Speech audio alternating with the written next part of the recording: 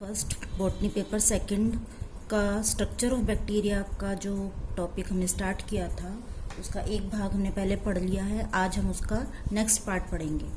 Coverings के बारे में मैं आपको पहले बता चुकी हूँ। आज हम पढ़ेंगे कि बैक्टीरिया के संरचना में हमें और कौन कौन सी चीज़ें पढ़नी है। बैक्टीरिया के अंदर जो है साइटोप्लाज्म और साइटोप्लाज्मिक इंक्लूजन्स, ये भी हमें बैक्टीरिया की संरचना के अंदर पढ़ने हैं। साइटोप्लाज्म जो है ये carbohydrate, protein, lipids, minerals, nucleic acids और पानी का मिश्रण होता है। इसके अलावा साइटोप्लाज्म के अंदर सेल ऑर्गेनल्स और रिजर्व फूड मटेरियल भी पाया जाता है। बैक्टीरिया में reserve food material glycogen, volutin granules, poly beta hydroxy butyrate एवं कुछ सल्फर और फोटोसिंथेटिक बैक्टीरिया में सल्फर एवं आयरन भी होता है, जो कि अन्य बैक्टीरिया के अंदर नहीं पाया जाता। सल्फर और आयरन किस में पाया जाता है? सल्फर और फोटोसिंथेटिक बैक्टीरिया के अंदर ही खाली पाया जाता है। नेक्स्ट चीज़ जो हम पढ़ेंगे साइटोप्लाज्मिक इंक्लूजन्स, कि साइटोप्लाज्म के अंदर क्या क्या चीज़ें पाई जाती हैं। बैक्टीरिया के साइटोप्लाज्म के अंदर जो चीज़ें होती हैं उनमें न्यूक्लियर मटेरियल और प्लाज्मिड। सेकंड चीज़ क्रोमेटोफोर्स, जो कि फोटोसिंथेसिस में काम आते हैं। राइबोसोम्स, मीजोसोम्स और प्लाज्मिड्स के बारे में हम पढ़ेंगे। प्लाज्मिड्स मैंने ऊपर भी ले लिया था और इसलिए यहाँ पर हम इसको न्यूक्लियर मटेरियल के साथ ही पढ़ लेंगे। तो सबसे पहले हम स्टार्ट करते हैं न्यूक्लियर मटेरियल। बैक्टीरिया के अंदर जो है ये प्रोकैरियोटा का सदस्य है, जो कि मैं पहले कई बार बता चुकी हूँ। प्रोकैरियोटा का सदस्य होने के कारण इसके न्यूक्लियर मेम्ब्रेन और न्यूक्लियोलस का अभाव होता है, अर्थात इसमें जेनेटिक मटेरियल के चारों तरफ किसी भी प्रकार का आवरण नहीं पाया जाता। और इस तरह का जो जेनेटिक मटेरियल नेकेड अवस्था में या नग्न अवस्था में पाया जाता है उसे हम न्यूक्लियोइड कहते हैं। बैक्टीरिया में जो ये न्यूक्लियोइड होता है ये डबल अथवा सिंगल स्ट्रैंडेड, द्विरज्जुक अथवा सिंगल मतलब एक रज्जु इसके अंदर हो सकता है। और ये जेनेटिक मटेरियल मतलब कि आनुवंशिक पदार्थ का काम करता है, क्योंकि इसके अंदर जो है एक पीढ़ी से दूसरी पीढ़ी के अंदर जो है मैसेज जाता है इसी के द्वारा। और इसके अंदर जो जेनेटिक मटेरियल है वो डीएनए भी हो सकता है और आरएनए भी हो सकता है। डीएनए मॉलिक्यूल बैक्टीरिया के अंदर 100 माइक्रोमीटर लंबा होता है। सामान्यतः यह एक रिंग बना लेता है और कभी कभी ये कोशिकाओं में डिफ्यूज अवस्था में भी पाया जाता है। डीएनए के अंदर जो है स्टोन प्रोटीन्स नहीं पाए जाते हैं, जैसे कि सामान्यतः यूकैरियोटिक डीएनए के अंदर उपस्थित होते हैं स्टोन प्रोटीन्स और नॉन स्टोन प्रोटीन्स। दो तरह के प्रोटीन्स के बारे में हम पढ़ते हैं। तो डीएनए, बैक्टीरिया के डीएनए में हिस्टोन प्रोटीन्स नहीं पाए जाते हैं, इसलिए इसको हम बैक्टीरियल क्रोमोसोम कहते हैं। नेक्स्ट चीज़ जो है nuclear material, nucleoid. Nuclear material को क्या कहते हैं हम? न्यूक्लियोइड।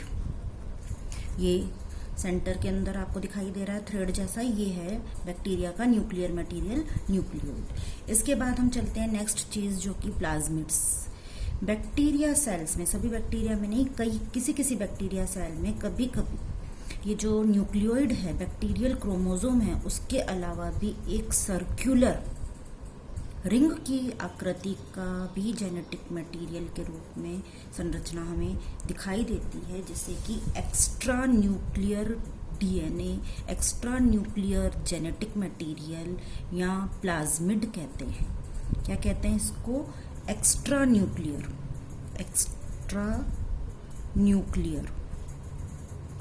जेनेटिक मटेरियल, मतलब न्यूक्लियर जेनेटिक मटेरियल। न्यूक्लियोइड के अतिरिक्त जो न्यूक्लियर मटेरियल पाया जाता है उसको हम प्लाज्मिड कहते हैं। क्या कहते हैं इसे? प्लाज्मिड। ये प्लाज्मिड जो होता है रिंग के रूप में पाया जाता है और इस प्लाज्मिड के अंदर नॉन एसेंशियल जीन होते हैं। नॉन एसेंशियल जीन मतलब जो कि बैक्टीरिया के ग्रोथ और उसकी वाइबिलिटी में कोई स्थान ग्रहण नहीं करते हैं, मतलब कि इसके वृद्धि में और इसकी जीवित उसको जैविक रखने में इसका कोई रोल, वाइबिलिटी के अंदर इसको कोई रोल नहीं होता है प्लाज्मिड्स का। नेक्स्ट चीज़, प्लाज्मिड्स के कुछ उदाहरण हैं जो कि हम पढ़ेंगे। प्लाज्मिड्स का एक उदाहरण मैं आपको पहले जो है बता चुकी हूँ, सेक्स फैक्टर पिल्ली के अंदर पाए जाते हैं, ये मैंने आपको बताया था, जिनको कि हम एफ फैक्टर कहते हैं। इसी तरह से इसमें आर फैक्टर्स होते हैं, किसी में टी फैक्टर होता है जो कि ट्यूमर इंड्यूस करता है, पेनिसिलेज फैक्टर होते हैं। अलग अलग बैक्टीरिया के अंदर अलग अलग तरह के प्लाज्मिड्स हैं जिनके कि अलग अलग नाम हैं। प्लाज्मिड्स वलयाकार होते हैं, मैंने बताया ज़्यादातर केसेस के अंदर, लेकिन कभी कभी ये डबल स्टैंडर्ड डीएनए मॉलिक्यूल के साथ में जुड़े हुए भी हो सकते हैं, स्वतंत्र रूप से भी पाए जा सकते हैं और वलयाकार रूप में, और ये जो डीएनए मॉलिक्यूल होता है उसके साथ में जुड़े हुए अवस्था के अंदर भी पाए जा सकते हैं, और ये स्वतंत्र रूप से भी रेप्लिकेट हो सकते हैं, और अगर ये बैक्टीरियल डीएनए के साथ में जुड़े हुए हैं तो उसके साथ में ही ये रेप्लिकेट होते हैं, गुणन करते हैं। इसके बाद में जेनेटिक मटेरियल और प्लाज्मिड्स के बाद में जो नेक्स्ट चीज़ आती है वो है क्रोमेटोफोर्स। क्रोमेटोफोर्स ये शब्द जो है हम प्रोकैरियोटा के संदर्भ में अक्सर सुनते हैं। यूकैरियोटा के जो मेंबर्स होते हैं उनके अंदर क्या पाया जाता है, क्लोरोप्लास्ट। क्लोरोप्लास्ट की स्ट्रक्चर भी आप साइटोलॉजी के अंदर पढ़ते हो, लेकिन जो प्रोकैरियोटिक सेल्स होती हैं उनके अंदर क्लोरोप्लास्ट के स्थान पर अगर प्रकाश संश्लेषण होता है तो एक अन्य प्रकार की पुट्टिकाओं के रूप में या लेयर्स के रूप में संरचनाएं पाई जाती हैं, जिनको कि हम क्रोमेटोफोर्स कहते हैं, जो कि हम इस डायग्राम में भी ये दिखा रहे हैं। ये क्या है, क्रोमेटोफोर्स। तो ये क्रोमेटोफोर्स जो होते हैं ये बैक्टीरिया की संरचना में बहुत महत्वपूर्ण होते हैं। जिन बैक्टीरिया में ये बैक्टीरिया में क्रोमेटोफोर्स होते हैं ये प्रकाश संश्लेषण के या फोटोसिंथेसिस के काम में आते हैं, पुट्टिकाओं के रूप में अथवा थैली के रूप में ये पाए जाते हैं। ये बनाया जैसे मैंने डायग्राम, तो ये जो है केवल प्रकाश संश्लेषी फोटोसिंथेटिक बैक्टीरिया में ही दिखाई देंगे। अन्य बैक्टीरिया जिनमें फोटोसिंथेसिस या प्रकाश संश्लेषण नहीं होता है उनमें क्रोमेटोफोर्स अनुपस्थित होंगे। नेक्स्ट चीज जो है राइबोसोम्स। किसी भी प्राणी का शरीर बनाने के लिए प्रोटीन की आवश्यकता होती है, हम सब जानते हैं, चाहे वो प्रोकैरियोट का मेंबर हो चाहे वो यूकैरियोटा का मेंबर हो। प्रोटीन हर एक प्राणी की बॉडी को बनाने के लिए, हर एक जीव की बॉडी को बनाने के लिए आवश्यक होता है। प्रोटीन संश्लेषण, प्रोटीन सिंथेसिस का स्थान कौन सा होता है, राइबोसोम्स। यूकैरियोट्स के अंदर हम जब राइबोसोम्स की पोजीशन बताते हैं तो हम एक और स्ट्रक्चर एंडोप्लाज्मिक रेटिकुलम पढ़ते हैं यूकैरियोट्स के अंदर, और उसके ऊपर हम दानों के रूप में जो है राइबोसोम्स को बनाते हैं। लेकिन ये बैक्टीरिया जो है प्रोकैरियोटा का मेंबर है, इसलिए इसमें एंडोप्लाज्मिक रेटिकुलम नहीं पाई जाती है। तो ये राइबोसोम्स का स्थान क्या होगा, तो ये जो प्रोटीन संश्लेषण के लिए आवश्यक राइबोसोम्स होते हैं साइटोप्लाज्म में स्वतंत्र रूप से पाए जाते हैं। तो ये जो है ये गोल गोल स्ट्रक्चर्स जो बनाई हैं डायग्राम के अंदर, ये हैं राइबोसोम्स। तो ये क्या काम करती हैं, प्रोटीन संश्लेषण का कार्य करती हैं। इसके अंदर राइबोसोम्स में एक और खास बात जो कि हम प्रोकैरियोटा के संदर्भ में ध्यान रखेंगे कि राइबोसोम्स दो प्रकार के होते हैं। एक तो होते हैं 70S प्रकार के और दूसरे होते हैं 80S प्रकार के। चूंकि बैक्टीरिया प्रोकैरियोटा का मेंबर है इसलिए इसमें 70S प्रकार के राइबोसोम्स पाए जाते हैं, और प्रत्येक राइबोसोम चाहे वो 70S प्रकार का हो यूकैरियोटा में हो चाहे वो प्रोकैरियोटा में हो, 70S प्रकार का हो यूकैरियोटा में 80S प्रकार का हो, इसमें दो यूनिट्स होती हैं, दो सब यूनिट्स से मिलकर ये बनता है स्मॉल और लार्ज। स्मॉल सब यूनिट, स्मॉल यूनिट और लार्ज यूनिट, दो से ये मिलकर बनता है, और इसको जोड़ने के लिए मैग्नीशियम आयंस काम में आते हैं। तो ये 50S और 30S, इसके अंदर दो सब यूनिट्स जो होती हैं वो 50S और 30S सब यूनिट्स कहलाती हैं। 50S सब यूनिट में 2 आरएनए होते हैं और 35 अमीनो एसिड्स पाए जाते हैं, जबकि 30th यूनिट छोटी होती है, इसमें 1 आरएनए यूनिट होती है और 21 अमीनो एसिड्स पाए जाते हैं।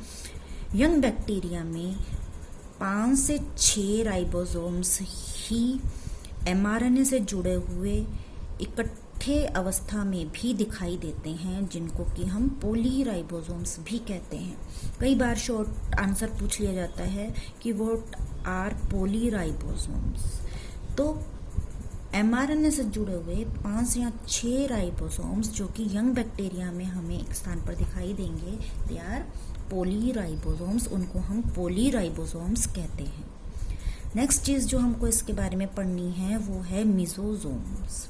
कोई भी जीवित प्राणी है उसको श्वसन की या रेस्पिरेशन की भी आवश्यकता होती है, ऑक्सीजन की भी आवश्यकता होती है, वो श्वसन भी करता है, जो कि लिविंग ऑर्गेनिजम्स के कैरेक्टरिस्टिक्स है। तो मिसोसोम्स क्या होते हैं ये हमने पहले भी पढ़ा था, जबकि हम इसकी कवरिंग्स के बारे में पढ़ रहे थे कि सेल मेम्ब्रेन जो होती है, बैक्टीरिया की जो मेम्ब्रेन होती है वो अंतर्वलन कर देती है, इनफोल्डिंग हो जाती है, इसके अंदर की ओर ये मुड़ जाती है। कुछ स्थानों पर 2 या 4 स्थानों पर ये अंदर की ओर इनफोल्ड हो जाती है, अंतर्वलित हो जाती है, और इस अंतर्वलन के कारण जो सैक्स बन जाते हैं, थैलीनुमा स्ट्रक्चर्स बन जाते हैं, दे आर मिसोसोम्स। लेकिन इन मिसोसोम्स के अंदर इनको मिसोसोम्स नाम दिया है, रेस्पिरेशन में हेल्प करते हैं माना जाता है, लेकिन माइटोकॉन्ड्रिया के समान इनमें एटीपीएज, डिहाइड्रोजिनेज आदि रेस्पिरेशन से संबंधित जो एंजाइम्स होते हैं जो कि माइटोकॉन्ड्रिया में पाए जाते हैं, इनमें नहीं पाए जाते हैं। माइटोकॉन्ड्रिया किस में पाई जाती है? यूकैरियोटा में। बैक्टीरिया क्या है? प्रोकैरियोटा का मेंबर। तो इसमें मिसोसोम्स भी उपस्थित होते हैं, लेकिन माइटोकॉन्ड्रिया अनुपस्थित होती है। ऐसा भी माना जाता है कि ये जो मिसोसोम्स होते हैं ये सेल डिवीजन में पट्ट का निर्माण या सेप्टम का निर्माण करने में काम में आते हैं और बैक्टीरिया के गुणन में भाग लेते हैं। तो ये सारे जो कैरेक्टरिस्टिक्स आप पढ़ रहे हैं, ये प्रोकैरियोटा और यूकैरियोटा के डिफरेंसेस अगर आपको कोई पूछे तो आप उसमें भी इन्हीं को ही बताएंगे। तो ये हो गया बैक्टीरिया के सेल इंक्लूजन्स के बारे में, कवरिंग्स के बारे में, साइटोप्लाज्म के बारे में, जो कि हमने पढ़ा अभी तक। ये बैक्टीरिया की संरचना से संबंधित था। अब हम कहते हैं कि किसी भी जीव को अध्ययन करने के लिए जो कि माइक्रोस्कोप में हमें देखना है वो कलर्ड होगा तो हम उसका अध्ययन कर पाते हैं। तो बैक्टीरिया, एल्गी, फंजाई जो भी माइक्रो ऑर्गेनिजम्स है उनको हम अभिरंजित करते हैं और अभिरंजित करने के पश्चात उनको हम माइक्रोस्कोप में देखते हैं। तो बैक्टीरिया का अभिरंजक करने की जो इसको अभिरंजित करने की प्रक्रिया है वो H.C. ग्राम एक साइंटिस्ट थे, माइक्रोबायोलॉजिस्ट थे, जिन्होंने उसको बैक्टीरिया को स्टेन करने की प्रोसीजर जो है हमें बताया, और इनके द्वारा जो स्टेन दिया गया, इनके सम्मान में उस स्टेन का नाम ग्राम स्टेन रखा गया। ये एक डेनिश फिजिशियन थे। 1884 में ही इन्होंने बैक्टीरिया को स्टेन करने की विधि को खोज दिया था। बहुत पुराना है ये इनकी खोज, 1884, जो कि बैक्टीरिया के इतिहास में बहुत ही महत्वपूर्ण खोज मानी जाती है, क्योंकि यह बैक्टीरिया के वर्गीकरण में और बैक्टीरिया के साइटोलॉजी के अध्ययन में बहुत महत्वपूर्ण भूमिका निभाता है। ग्राम स्टेन के लिए जो केमिकल्स काम में लिए थे H.C. ग्राम ने, वो हैं crystal violet, iodine solution, alcohol, आसुत जल, डिस्टिल्ड वाटर, स्पिरिट लैंप जो कि उपकरण काम में आएंगे, निडल, माइक्रोस्कोप में इसको देखना होता है। तो इन और वो सॉल्यूशन जिसके कि अंदर बैक्टीरिया हैं और उनको हमें अभिरंजित करना है। तो ये एक सॉल्यूशंस इसके बनाते हैं और इन सॉल्यूशंस के द्वारा जो है इसको स्टेन करा जाता है और फिर इनको माइक्रोस्कोप में अध्ययन करा जाता है। तो ग्राम स्टेनिंग का प्रोसीजर मैं नेक्स्ट वीडियो के अंदर आपको बताऊंगी कि किस तरह से ग्राम स्टेनिंग किया जाता है। लेकिन जब ग्राम स्टेनिंग को किया गया तो पता चला कि बैक्टीरिया जो हैं 2 प्रकार के होते हैं, कुछ ग्राम पॉजिटिव कहलाते हैं और कुछ ग्राम नेगेटिव। 2 तरह के बैक्टीरिया होते हैं। ग्राम पॉजिटिव बैक्टीरिया पर्पल रंग से अभिरंजित हो जाते हैं जबकि उनको अभिरंजित किया जाता है, तो जबकि ग्राम नेगेटिव जो होते हैं वो अभिरंजित नहीं होते हैं और रंगहीन दिखते हैं। रंगहीन है तो उसको हम अध्ययन नहीं कर सकते हैं। तो ऐसे के अंदर हम उनको सेफ्रेनिन से स्टेन करते हैं। ये भी एक डाई है और उसके कारण फिर वो हमें पिंक कलर के दिखाई देने लगते हैं। ग्राम पॉजिटिव और ग्राम नेगेटिव बैक्टीरिया में कुछ अंतर होते हैं जिसके कारण वो ग्राम स्टेन के प्रति अलग अलग बिहेव अपना प्रदर्शित करते हैं। ये जो अंतर है ग्राम पॉजिटिव और ग्राम नेगेटिव बैक्टीरिया के, कई बार एग्जाम में क्वेश्चन भी आ जाता है। तो अपन ये पढ़ेंगे कि इनमें क्या डिफरेंसेस होते हैं। सेल वॉल, सबसे पहले हम इसकी कोशिका भित्ति के बारे में पढ़ते हैं। ग्राम पॉजिटिव बैक्टीरिया की जो सेल वॉल होती है वो सिंगल लेयर्ड होती है, जबकि ग्राम नेगेटिव की ट्रिपल लेयर्ड होती है और थिक वॉल होती है।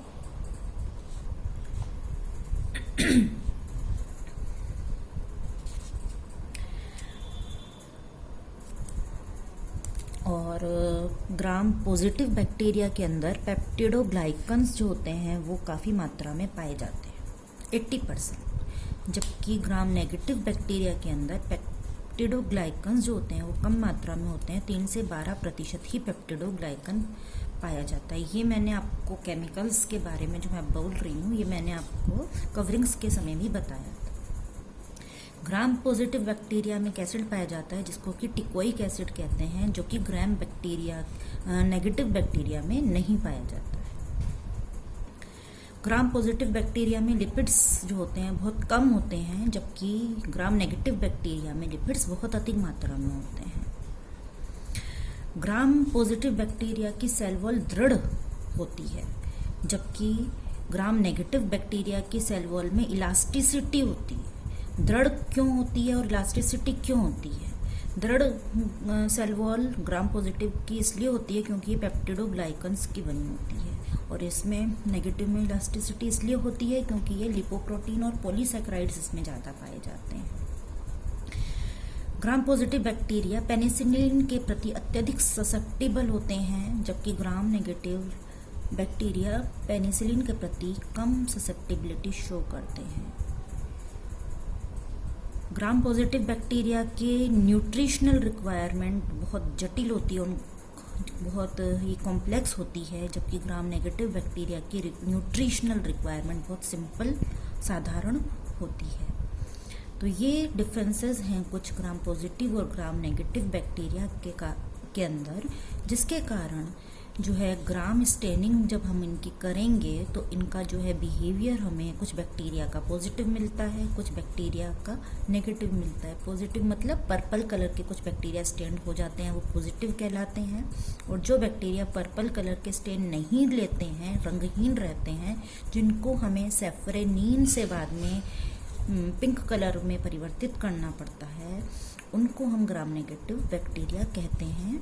तो अगली क्लास में हम इसका प्रोसीजर ऑफ ग्राम स्टेनिंग पढ़ेंगे और आर्थिक महत्व क्या है बैक्टीरिया के जिनके कारण हम इनको पढ़ते हैं, उसके बारे में हम इसका अध्ययन करेंगे। Thank you.